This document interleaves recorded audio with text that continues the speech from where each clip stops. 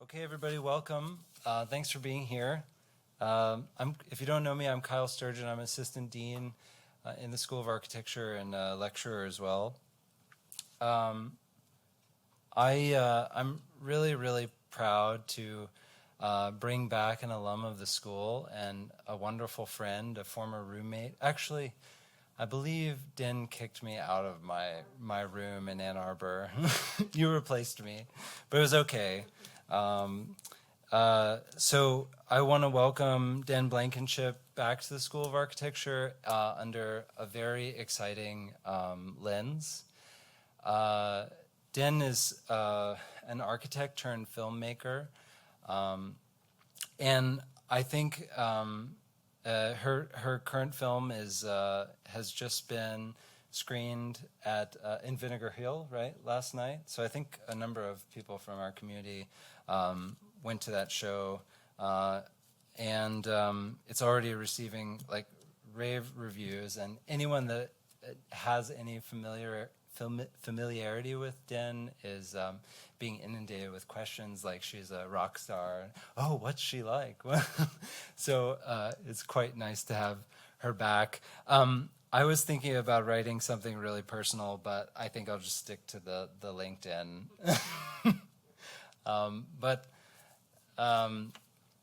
It's very meaningful, I think, to have our alumni come back. And in this capacity, Din has sort of has been operating in the expanded territory of design and architecture. And I think with this film, it's a great opportunity to have a discussion about storytelling and how her role and her training as an architect informed the way that she develops her film. So I'll introduce Din. She earned her Bachelor of Science here in 2007 and her Master's of Architecture at the University of Michigan in 2012. And she was awarded a thesis prize at that time. And after a decade of working in architecture, Din made a career shift into documentary filmmaking. And she's the director and producer of Refuge.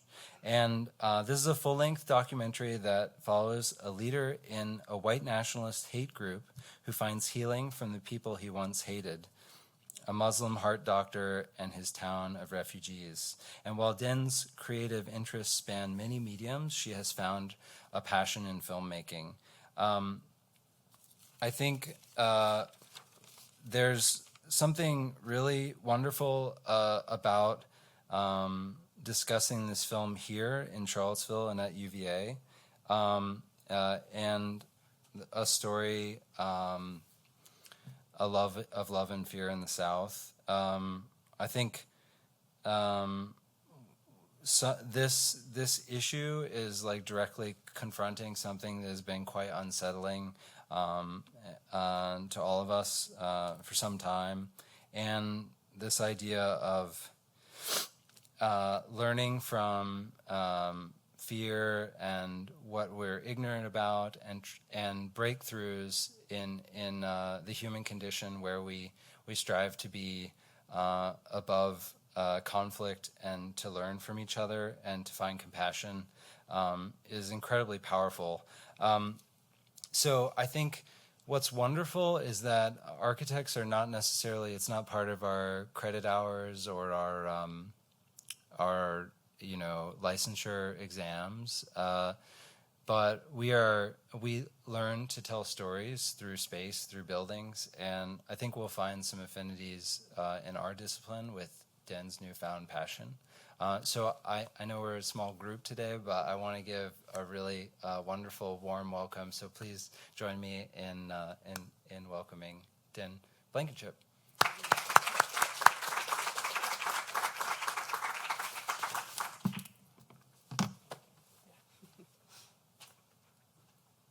Hey everyone, thank y'all for being here. I know this is a particularly busy group, so I appreciate y'all taking time to talk today. This is a real treat for me. It seems like yesterday I was sitting in these seats, sugar-free Red Bull coursing through my veins, and on the other hand, it seems like just a lifetime ago. But for whatever it's worth, this building is the location of all of my most visceral stress dreams. I've got a review that I didn't know about, and I haven't built a model, and the printer's not working, and my teeth are falling out. So it's really nice to be here under less chilling circumstances. So I'm excited to share with you a little bit about design and filmmaking, and let's talk about our roadmap before we get into it. So I'd like to start by sharing a little bit about how I came to be doing what I'm doing now, and what my journey from architecture into filmmaking looked like, and then get into the process of filmmaking and unpack the connections that I see between my background in design and my current work as a filmmaker.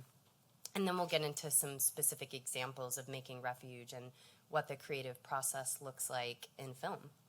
So when I started at UVA, I was initially in the College of Arts and Sciences. And based on the recommendation from a cousin of mine, I took Tim Beatley's Intro to Urban Planning. Is Tim still here? Oh, yeah. Okay, awesome. It was a great class. And it was the first time I was being given a framework to understand and make sense of the city that I had grown up in, Birmingham, Alabama. And I was learning how the architecture of the communities that make up Birmingham were a reflection and a materialization of historical, geological, social, and economic forces, and that these otherwise imperceptible systems were taking physical shape in the form of our cities. And I was also coming to understand how design could perpetuate some of these broken systems, or design could interrupt them and be a tool for transformation in our cities. So I transferred to the A School, never looked back. The summer after my third year, while all of my friends had internships in architecture firms around the country, I was actually living in Kampala, Uganda. I'd seen a documentary about the war in northern Uganda, and so in all of my naivete, I went to Uganda for the summer, and I didn't really know what I was going to do there, but I ended up running into a group of engineers who were working with Engineering Ministries International, and they were about to start a project. They didn't have an architect. I was quick to tell them that I was not an architect, but an architecture student, and they let me join them anyway. So we went up to northern Uganda to, oops, I forgot to get going on that, Uganda, baby Din. So we went up to northern Uganda to work with this NGO who was serving widows and orphans who'd been displaced by the war in northern Uganda. And this is the IDP camp where excuse me, this NGO was working, and where we would be living and working, designing this compound. So I want to take a quick moment for a vocabulary lesson. An IDP is an internally displaced person, and an IDP is someone who's had to flee their home because it's not safe anymore, and many of them are living in camps like this one across northern Uganda. So an IDP is very similar to a refugee, but the important distinction is that in order to become a refugee and gain refugee status from the UN, you have to have crossed an international border. And so IDPs are displaced and living in camps like refugees, but they're still within the borders of their home country. And there are a lot of implications to that we don't need to get into now. But this is where we're living. We're designing a property for this NGO. This is their property. It's right next to the IDP camp. We were out surveying one day, and the kids were really interested in all of our surveying gear, so got better views from the termite mound. So this is the site plan that we designed for them.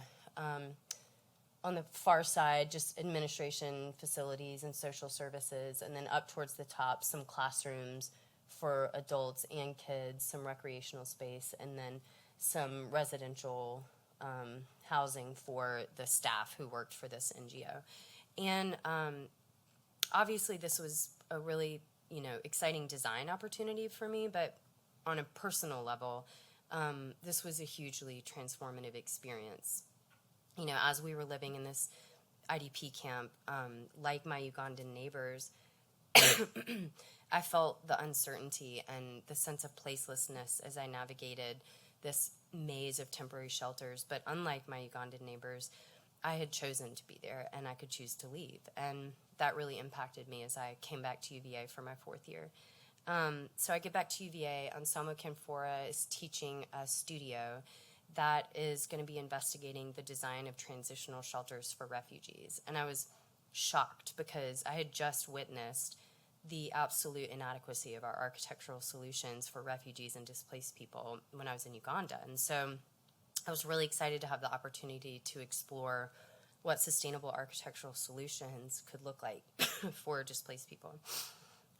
So I partnered up with two friends, Lauren Shirley and Dolores O'Connor, and we developed a system that could be quickly deployed, constructed with little to no tools, but that could be long-lasting since most people who are displaced for years. So we came up with a system using the pallet rack, which is the shelving system that you see in Lowe's and Home Depot. It can be built with minimal tools, built quickly, and it can withhold a lot of loads. So we came up with a hybrid system of these imported utility units, a cooking unit, a water unit, and a sleeping unit that could be combined excuse me, with locally available resources. So in Uganda, that would be a mud brick that's baked in the sun.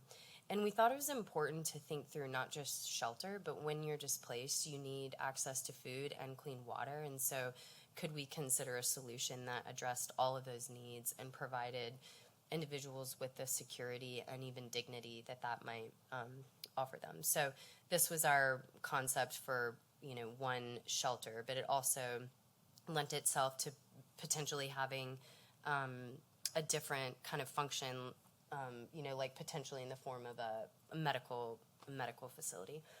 So we ended up being able to present the project at the National Building Museum with Shigeru Ban in DC, which was pretty cool. So I graduated, and I was working for several years at Sitework Studio, which is a landscape architecture firm here in town. We worked on a whole lot of different kinds of projects, and I really enjoyed it. We did a lot of parks, a lot of stuff around UVA. Do y'all recognize this? New Cabell Hall? This was like a dust pit when we were students, and now it is not. So I spent a lot of time working on that project. And I really enjoyed the kinds of projects we worked on, the work that I was doing in the firm, but I still was craving being part of the creative design process and having more creative agency in my work. So on the weekends, I would work on projects with friends, and we would enter them into into competitions, which I've never won to this day, but by golly, we entered them. So this was for an Architecture for Humanity competition, and the challenge was to create innovative, sustainable, and affordable learning environments. So this was our proposal for a classroom for the organization that I was living with in Uganda for Cornerstone. So then I moved up to Ann Arbor, Michigan, replaced Kyle in our house. And there's a lot that I could say about my time at the University of Michigan. I loved that program. I love the projects that I worked on. As it pertains to this talk, I'll just say that I think Michigan's architecture program is pretty theory-based, which I really loved and felt like a really good complement to my education here. I'll just show a few images really quickly of my thesis. This is Johnston Atoll. It's a man-made island in the middle of the Pacific Ocean, and it was made as a refueling spot for airplanes that were on their way to the Pacific Theater in World War II.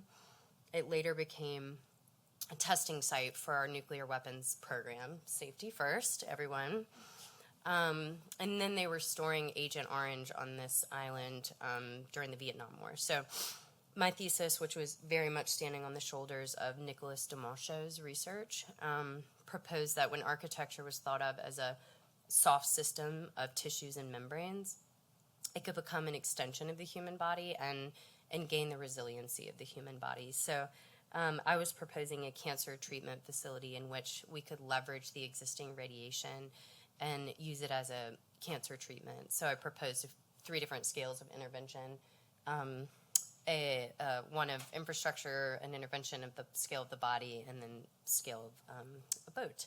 I think my husband was not convinced that I was actually in an architecture program, but here we are. So then we got married, moved to San Diego, and the first architecture firm that I worked for out there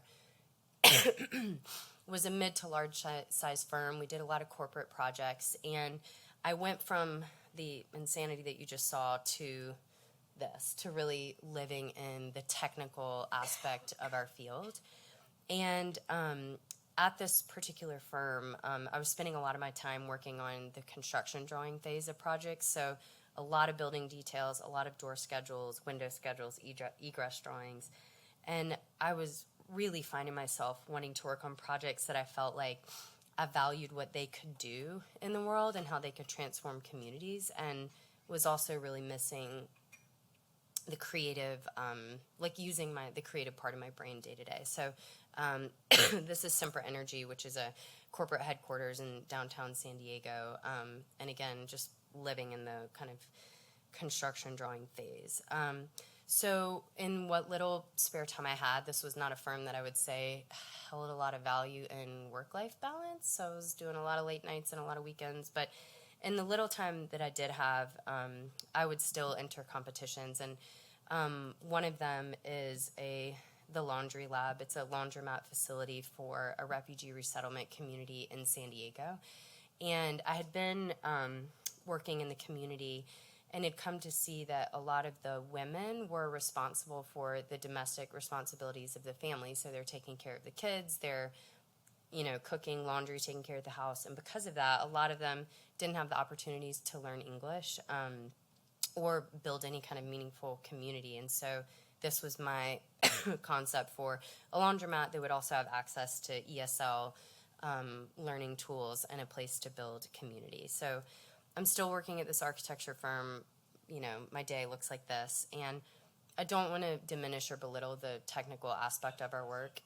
It's it's really important. It's why our buildings work. It's why our buildings are safe. But when all you're doing is this, it was kind of sucking the life out of me. And it had gotten to the point where I felt like I needed to quit. But I just didn't have the courage to quit, to be honest. And one day I was called into the head of HR's office, and she tells me I'm being laid off and then escorted me out of the building immediately. It was wild, and absolutely humiliating.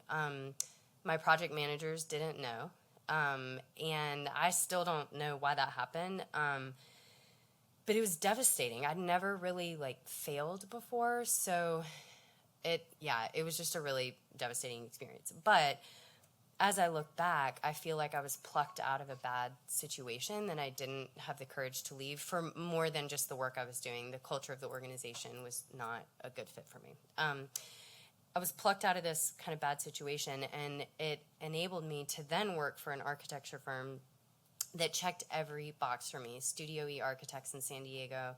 If any of you are interested in living and working in San Diego, Studio E Architects is an amazing organization. But the work that we worked on was mostly affordable housing, charter schools, animal shelters. Work that was really transforming individuals and communities. So it was really exciting to work with really good people doing projects that I believed in. And yet I still felt like the day-to-day, something wasn't right and something wasn't clicking for me. So I ended up taking this assessment called the Strengths Finder. And as an aside, if you aren't familiar with the Strengths Finder, it's an amazing assessment. And I remember getting my results and just bursting into tears because I realized I wasn't using any of what I'm good at in my work. And that felt devastating, but also enlightening. I finally understood this is why, even in this firm that checks every box, I still feel really unfulfilled by the work I'm doing day to day. So my husband and I moved to Atlanta, and I knew I wasn't going to look for work in architecture firms, but I didn't know what kind of work I was going to look for. And so for 6 or 9 months, I'm just kind of waiting. And that was also a season that was really hard because I hadn't realized how much of my identity I had wrapped up in working in architecture. And so I'm kind of grieving the loss of that identity, grieving the loss of this career I thought I would have for myself, and not really sure what to make sense of what my future would look like.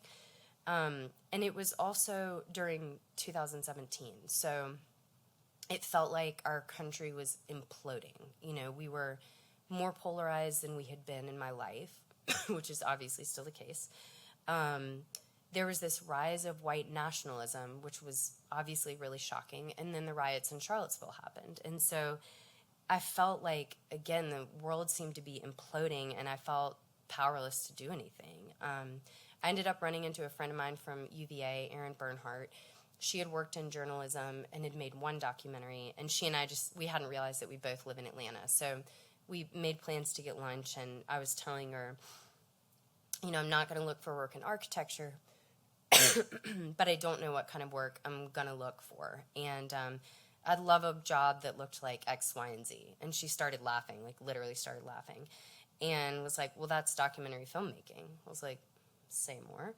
And she was about to get this project started. She needed a partner with the job description that I had just given her. And so, which was wild. Yeah, it was a wild experience. So she tells me about this community that she has been working in and just a part of for 10 years called Clarkston. And Clarkston is a small community. It's 1 square mile. It's right on the edge of Atlanta, and it's home to resettled refugees from all over the world. So in 1 square mile, you have 13,000 people from over 40 countries speaking 60 languages and representing all of the major world religions. And it's not just that it's a community of people who are very different from one another, but for a lot of them, they were enemies in their home countries. So they were, you know, Shia and Sunni Muslims. You know, any kind of conflict that would produce refugees on both sides. And so a lot of those individuals are now living peacefully together in this community. And as I considered just all of the things that our country was going through, it seemed like this was a community whose voice needed to be heard right now. And so I joined Erin and learned the process of making movies by making one with her. So we had been, well, I'll say this. From the outset, we felt like we wanted the refugee community in Clarkston to be involved in the capturing and shaping of this story.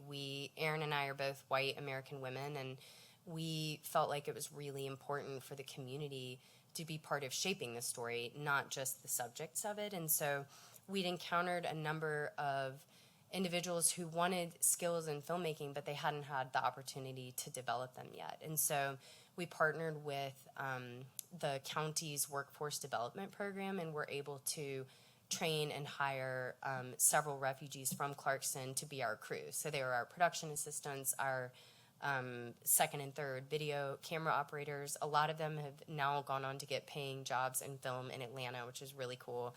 And Abdul Redshirt is working on a movie in LA right now. So I'm really excited that there's this group of people who's going to be shaping stories that we need. So we'd been working in Clarkston and filming in Clarkston for about 6 months, and had honed in on the three main subjects of our film. Amina Osman, she goes by Mama Amina.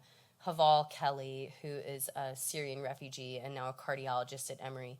And Mayor Ted Terry, who was the mayor of Clarkston at the time, who you might recognize from an episode of Queer Eye, if we've got any Queer Eye fans in here. And we'd been filming for about 6 months when Haval called us and said, hey, I've been connected to this guy, Chris Buckley. He was a leader in the KKK. He just left, but he really hates Muslims. I've been texting with him. I'm going to go meet him. Do you want to bring your cameras? We're like, yes, we do. So I'm going to stop there really quick and share our trailer with you so that you can get a sense of the story that we ended up capturing before we move on. Let's see if I can get this.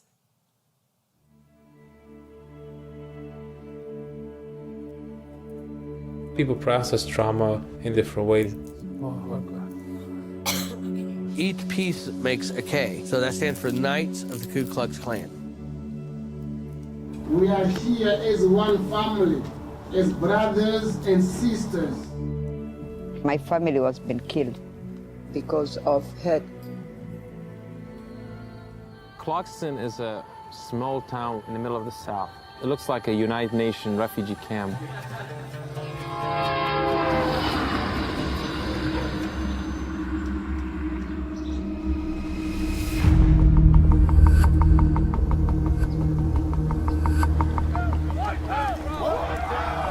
hate is a disease, and we just need to make sure there's no space for hate to grow. White power! Fire! I started hating Muslims when I watched that footage on 9/11. The number of attacks prescribed to right-wing extremists is only on the increase. Yeah, no, stop, please. Let's talk to him first. Stop. I told him, I said, it's me and these kids, or the Klan. Good night. Love you. It's very hard to hate something you know. So if you hate Muslim and you've never met Muslims, how would you one day stop hating Muslims? That heightened alert kicked in. It's like danger. Hey, Chris, are you ready for the blind date?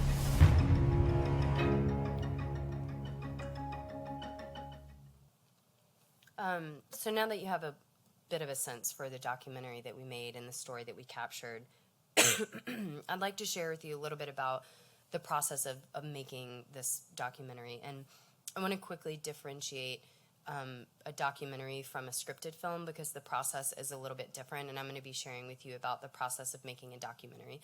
A scripted film is just a movie that was made with a script, so Top Gun, Titanic, you know, any of those movies scripted. Sometimes it's called narrative. And documentaries are, just to put it very simply, oh no, thought I was going to do this. Hold on one sec. There we go. What is a documentary? So very simply, documentaries are unscripted and they're nonfiction. So within the kind of spectrum of journalism to fiction, documentaries can take up a pretty big range within that spectrum. You know, it's not fiction, but they're also not journalism. And I think that's really important for you to have in mind, A, as you consider how we were making this, and B, when you watch documentaries, you need to know that you're watching a story that was made by a storyteller with a certain perspective, and there is creative agency that we have as documentary filmmakers, and we are held to a standard of ensuring that we tell a story that is authentic to what we witnessed, but there's a lot of creative agency within that. I really like this quote from Alice Lovejoy. She's a professor of documentary history at the University of Minnesota. Documentaries are not a mirror of the world, they're a representation of the world. And I think that's really important because, again, documentaries are being shaped by storytellers, and we are held to a standard of telling a story accurately, but there is a lot of creative agency within that. So let's get in a little bit to the process of making a documentary and the phases of filmmaking, which I think are going to be really familiar to you because they are very similar to the phases of designing and building buildings. So the first phase is called development. That's when you're figuring out, I want to tell a story about this, or that asks this question, or captures this, phenomenon. You might raise some seed funding. You're doing some research about the topics your film is going to address. You're looking into what other stories that have been made that might also touch on these issues. For us, that was about 3 months. Then you move into pre-production, and that's kind of putting skin on the bones. So you're not just trying to capture a story that helps us understand white nationalism. You're capturing a story about Chris Buckley, who is a white nationalist, and will he transform? So you're finding your film subjects. You're kind of getting more granular in your story. You're raising more funding, hiring your team, that kind of thing.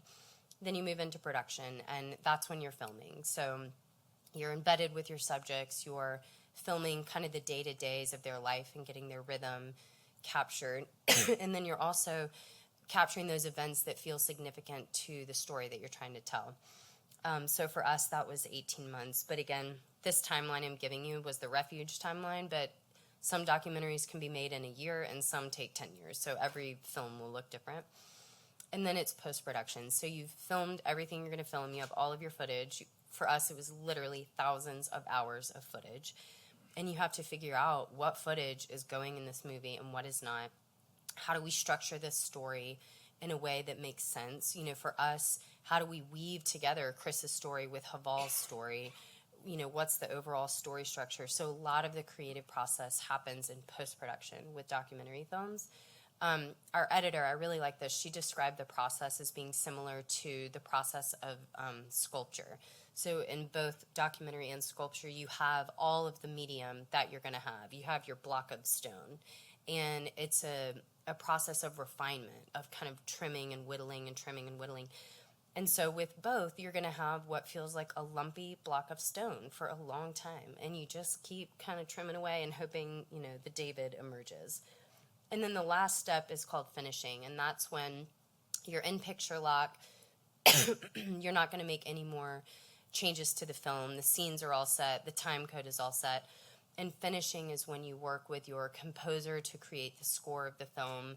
I vividly remember one of our first conversations with our composer saying, we need to create a score that has a Kurdish Appalachian vibe. And he did it. He's really talented. You also work with your sound designers, which is both a technical and creative process. Technically, they are the ones that are helping mix the levels so that the dialogue and the sound effects and the score all sound right relative to each other.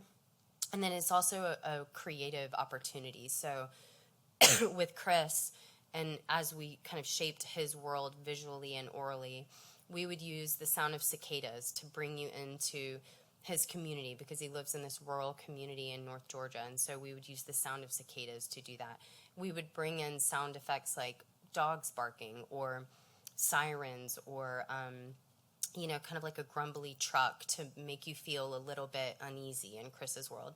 Versus Clarkston and Haval's world, we wanted it to feel like it was thriving. So you're hearing, background sounds of multiple languages being spoken, sounds of laughter, like things that help add to this is a thriving community and this community is struggling. So there's a lot of this is a creative tool as well. And then the last one would be color correction. And that's when, in any one scene of a film, you could be using footage that was shot by 5 different cameras on 5 different days and different times of the year. And so color correction is when you create some visual consistency from shot to shot and make sure each scene feels like it was actually shot on one day, when in fact it isn't quite often. So then you move into the distribution and releasing phase. Most independent films like ours, you start with film festivals, and then some films get to have a theatrical release where it's available in movie theaters. A lot of films don't. Then you move into digital and broadcast, so you can rent the movie on iTunes, or it's streaming on Netflix, or it's playing on PBS. And the last phase is education and impact. And this one is really important because, we didn't just make this film because we wanted to make a movie. We hope that this film can be an agent of healing in the world. And so as we've made the film, we've developed an education and impact campaign that, in which we ask the questions, what do we hope this thing can accomplish in the world? Who needs to see it in order for it to accomplish that goal? And how do we get it to those people? And so you're kind of shaping that education and impact campaign while you're making the movie so that when you release it, you're ready to go and getting it in front of the right people to make the impact that you want to make.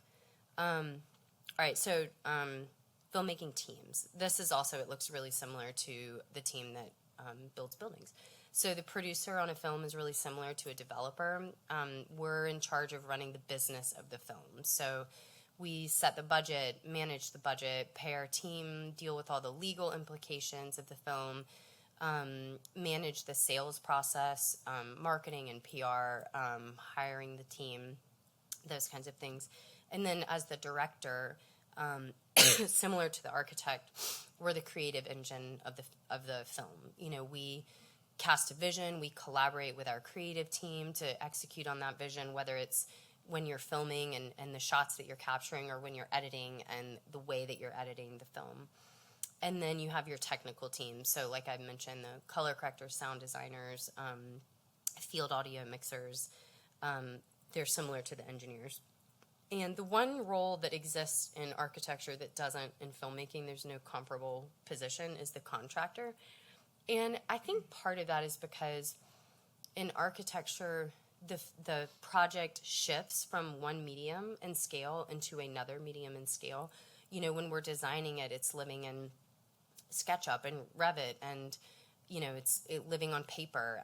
And then there's a point when the project is transferred into a building at the scale of a building. And in film, the footage is shot, and then that same footage is edited, and then that same footage is color corrected, and it's like getting passed along throughout the team. So there is no version of a contractor. One thing I'll say about kind of the relationship between each of these parties is that there's a tension that exists in both teams that I think is really important and makes projects successful. The producer and developer have a priority that is financial, and we need money to build the things and create the things we want to create. Directors and architects have a creative priority. We want our projects to be beautiful and visually compelling, and our stories to be beautiful and visually compelling. And then the technical team and engineers have a real technical priority. And so I think the best projects, both in architecture and film, kind of lean into that tension and respect and understand the priorities of the other parties. The other thing I'll say about the similarity between directors and architects is that both are the creative engine of the project. Both roles require project management skills, managing timelines, budgets, effective communication, things like that. The role feels really similar.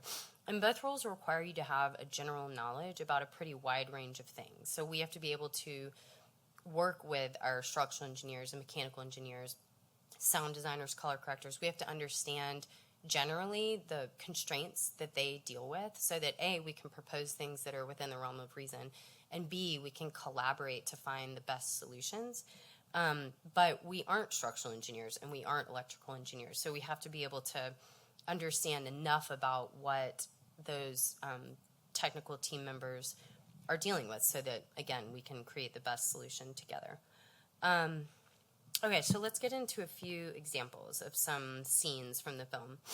I mentioned that I'm going to kind of walk you through Chris's story structure. How does someone who's an active member in the KKK, who actively hates Muslims, is teaching his son to hate Muslims also, become somebody who is interested in meeting and getting to know a Muslim man? I mentioned earlier that documentaries need to be an accurate representation of the story that you capture, but within that parameter, there's a lot of room to shape the story creatively. We have to think about story structure and character development, character arcs, what's motivating characters, how are they transforming from beat to beat. And a good example of that, I think, is shaping Chris's character arc and transformation.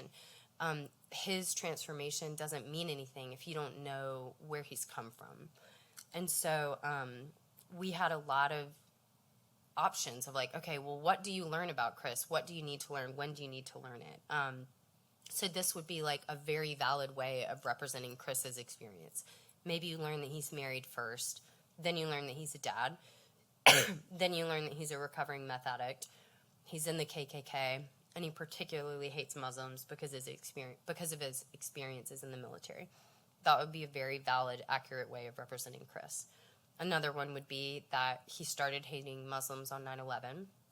He joined the military in response. He then broke his back in the military, got addicted to painkillers, and is angry and joins the KKK. That's, again, another perfectly valid way of representing Chris. Last one, Chris was abused as a child. His dad was an addict. He joined the military to escape. He experienced a lot of trauma in the military, started abusing painkillers as a way to cope, and is spiraling and joined the KKK.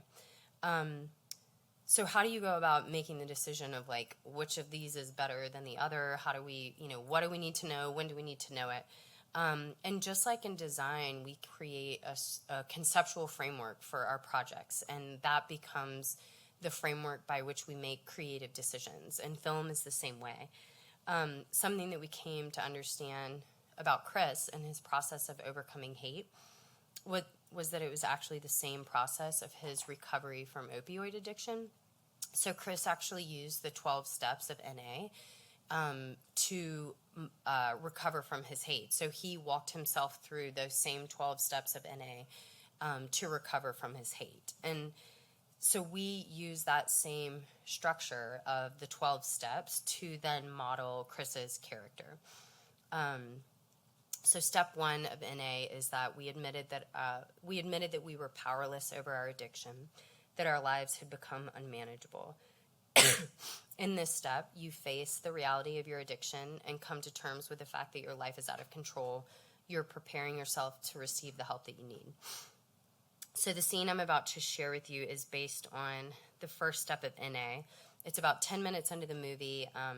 It's Chris's rock bottom low point where we see him at a KKK rally. So I do want to give you a trigger warning. You're about to see a KKK rally. And it's not just Chris at this rally, but we see him indoctrinating his son into this hateful ideology. And it's the first time that Chris recognizes and admits that his life has become unmanageable. So here's that scene.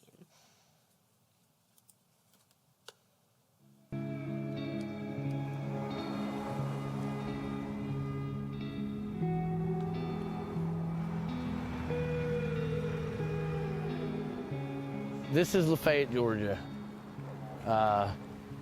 Very small, very rural. This is the backside of Lafayette that people don't really get to see a lot.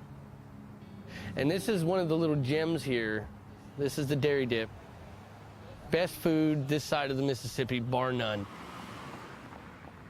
I live here. I see the problems that go on in our community. And you know, there's a very small population of people that live here without the affliction of drugs in their life, and meth being the most predominant drug in this area because it's so easy to get and so easily accessible. I was discharged from the military because I had a military vehicle accident, broke my back, and that was my introduction to opiate painkillers. When my back healed, I still wanted them painkillers. And opiates led to crystal meth. I started seeing like the struggle, the problems that go on in our community. I felt like white people are the ones suffering. Good morning. How are you? White people are the homeless population. White people are losing their jobs. How many? Two? White people are the ones that are being kicked out of their homes so that they can move HUD people in who are all Hispanic or black or refugees. And then I run into these people who are just like, you know, you got hate, it's okay, you know, target that hate. And it's like, I got a lot of hate. 150 years later, we're still here. As I work for Jesus Christ, we are his battle axes and weapons of war. So I started off as a white robe Klansman, structured just like the military, you know, ranks, subordinates. And by the end of it, I took over Imperial Nighthawk. It was an honor. I just want my kid to know that it's okay to be proud of who he is. And if being proud of his heritage makes him a racist, well, I'll teach him to be racist, you know? White power! Fire! Put on off here and get on with this cross fight. White power, roll! Our glory!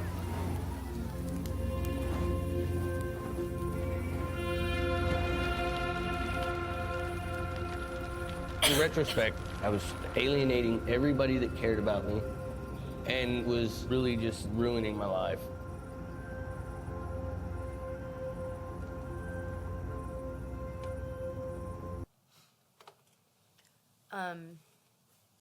So the next scene I'm going to share with you is an animated scene.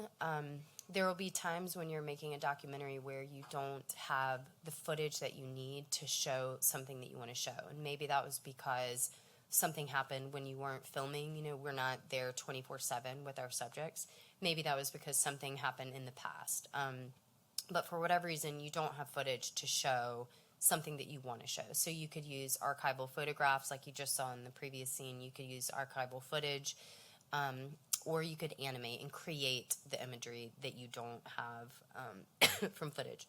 So for both Chris and Haval, they each had a moment in their past that completely altered the trajectory of their lives and very much influenced and impacted the person that you were meeting in the film. And so we knew we would need to illustrate these moments. And we were committed to not illustrating them in a literal depiction of events, because both events were violent, both events were traumatic. And so we wanted to try to create a visual language that felt respectful to Chris and Haval and their loved ones. And so we wanted to find a visual language that felt more reflective of the emotion that each of them experienced in that moment. So we pretty quickly honed in on a watercolor style of imagery. We felt like it's a soft medium. It's a medium that would allow for more abstract imagery. And we liked the notion of how it could be applied onto the screen as if it's being painted onto the screen. And again, we felt like it was a medium that would enable us to hone in on an emotional visual language rather than a literal visual language. So we got connected to a really talented animator in New York, and so I'm going to walk you through us making Chris's backstory animation. Let's see if I can do this right this time. Whoop. No. There we go. Okay. So the first thing that you do, like in architecture, is you start pulling together precedent imagery.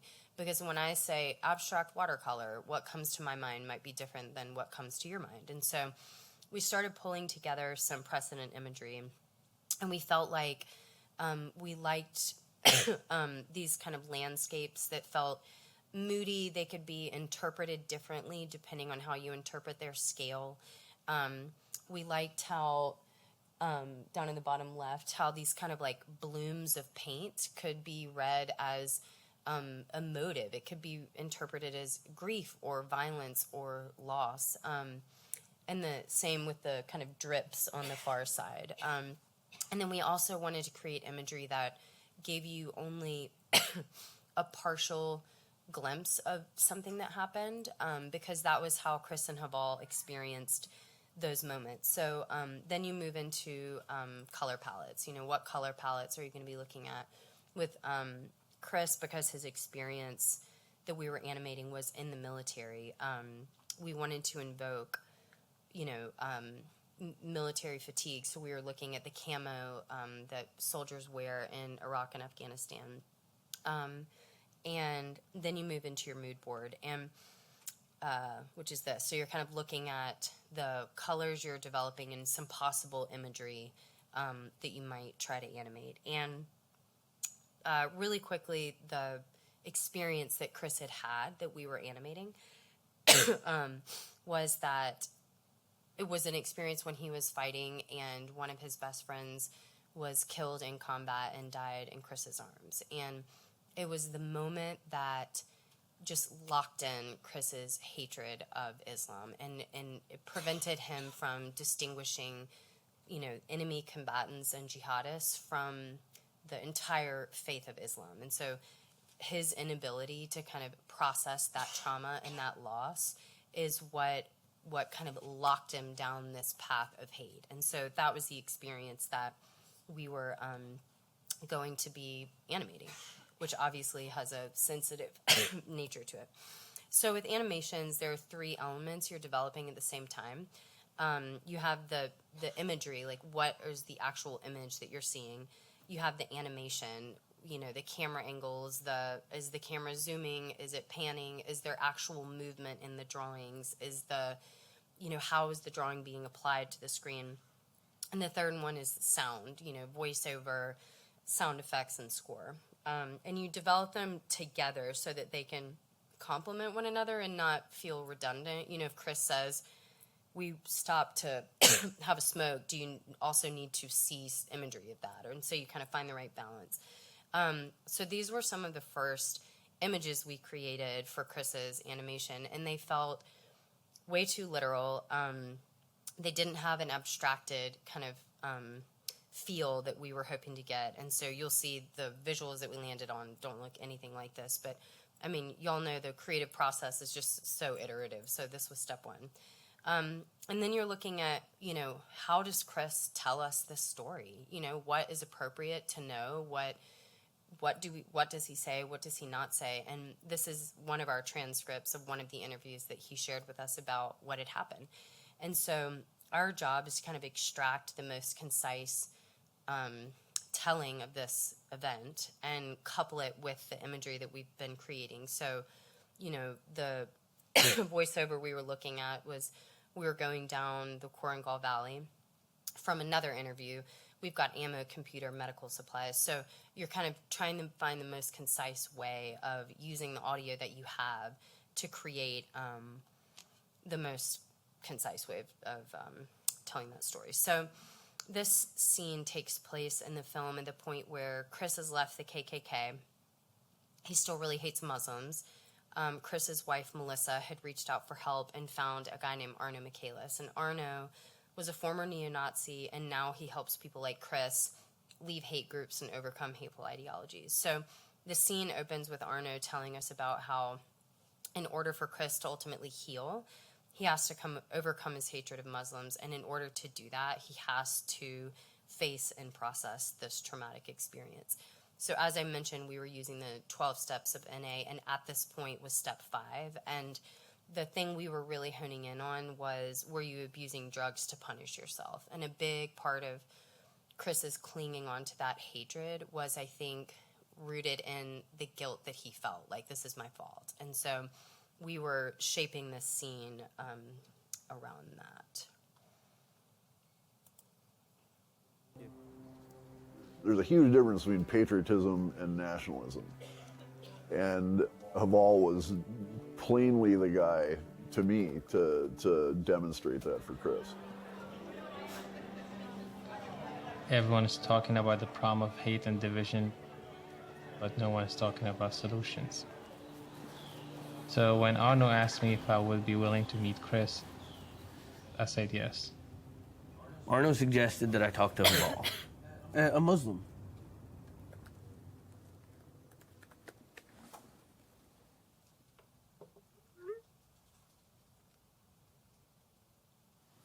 Oh, shit.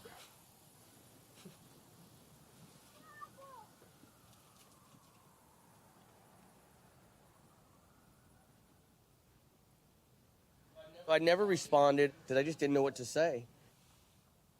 It made me nervous because I still associated Muslims, I associated Islam with danger, and that doesn't just go away because you're not in a combat zone anymore. We were going down the Korengal Valley.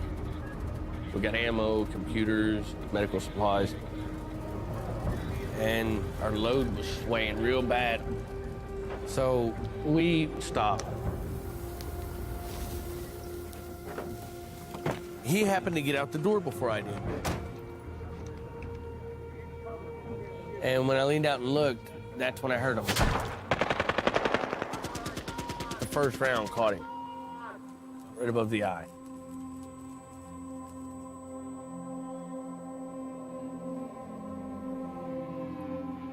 When it happens to a person that you love, that's the one thread of connection to normality that you have over there, it breaks you.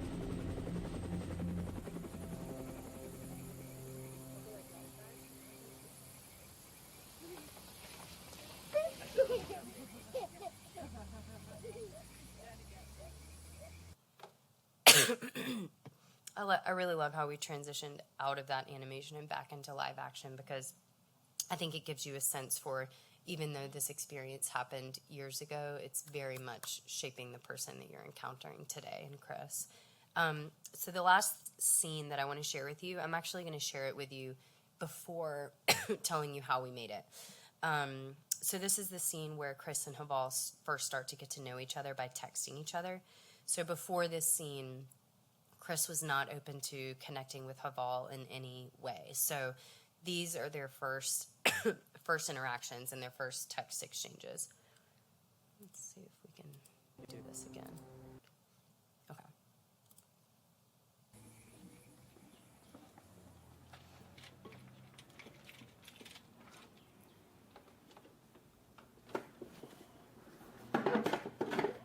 I got a call from Arno, and he's like, yo, bro, I need you to talk to my guy, Haval. He said, in order to unlearn hate, we have to challenge firsthand our own fears and our own shortcomings.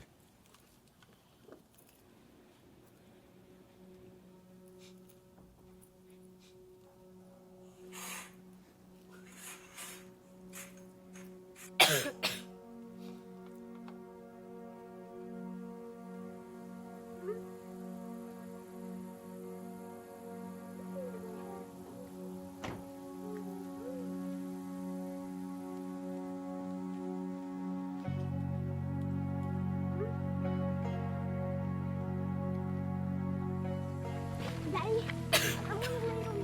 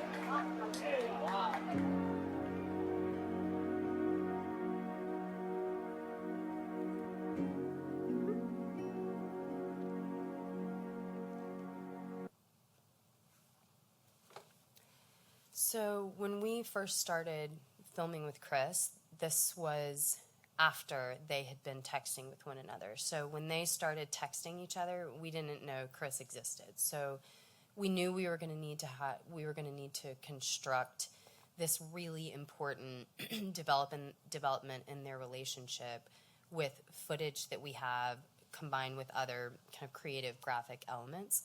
And I think this scene is a really good example of how documentaries need to be an accurate representation of what happened. And in order to do that, we have the freedom to use our footage and other creative elements to the service of that goal. This scene also had a bit of a different flow than the rest of the film because it's a montage, and we wanted you to feel a little bit of the passage of time, and also just this timidness between the two of them as they got to know one another.